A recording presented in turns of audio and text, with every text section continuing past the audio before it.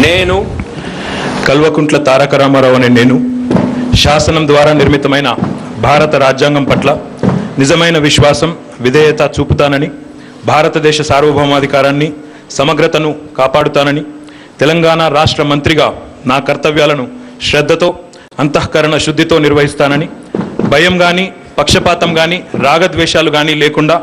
రాజ్యాంగాన్ని శాసనాలను అనుసరించి ప్రజలందరికీ న్యాయం చేకూరుస్తానని పవిత్ర హృదయంతో ప్రతిజ్ఞ చేస్తా ఉన్నాను. నేను కల్వకుంట్ల తారక రామారావు అనే నేను తెలంగాణ రాష్ట్ర మంత్రిగా నా పరిశీలనకు వచ్చినా లేదా నాకు తెలియవచ్చిన ఏ విషయాన్ని నా కర్తవ్యాలను సక్రమంగా నిర్వహించేందుకు అవసరమైన మేరకు తప్ప ప్రత్యక్షంగా కానీ పరోక్షంగా కానీ ఏ వ్యక్తికి లేదా వ్యక్తులకు తెలియపరచనని లేదా వెల్లడించనని పవిత్ర హృదయంతో ప్రతిజ్ఞ చేస్తున్నాను.